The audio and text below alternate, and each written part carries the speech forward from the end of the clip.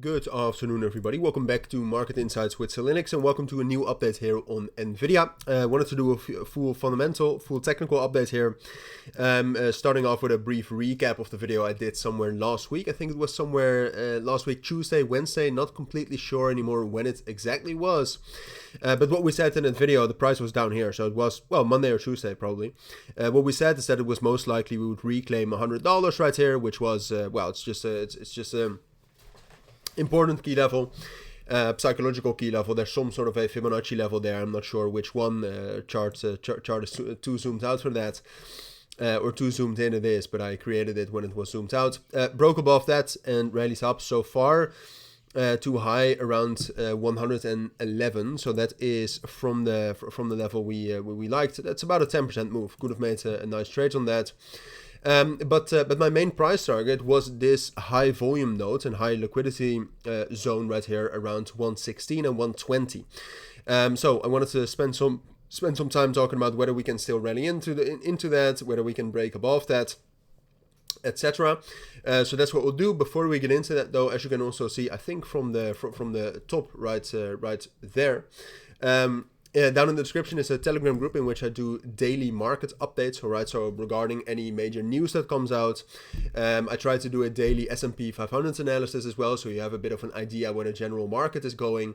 So if you're interested in that, it's completely free. There's no gotchas, anything. There's nothing I will try to sell you through there. Consider joining, but for now let's focus on Nvidia. So like I said, so far so good. We've been spot on in our expectations of Nvidia, and I still will stick with my previous analysis of expecting a move into 117. There's news articles about Nvidia every single day, right? About I think the latest news was Huawei in China, obviously creating a new chip that's pretty similar to the Nvidia chip that got restricted with the new export restrictions that were implemented, I think in the last 2 months. So that's obviously, I mean, Nvidia, whereas if you go back in time and you go all the way back to, let's say, 2023, the start of that, Nvidia was great and nothing could beat it. And now some more uncertainty and some more fear has gotten back into the price. So therefore, look, my target right here around 118 and 116, 120, that's basically the entire area right there. You can see that's on the higher time frames, that's a major support zone. But that's also historically where a lot of the volume has been transacted. So getting to that level, I do expect. Breaking above that level, I think is going to be hard, especially with the uncertainty that's still kind of buried in the markets. Uncertainty has been decreasing, right? Gold is down, volatility index is down, US bond yields are down. So that's great, but ultimately the situation for Nvidia, especially also since January, when obviously we had that DeepSeek news, has changed. But no, I mean, looking at the S&P 500 right here, I would still, this had a pretty good opening over the course of today.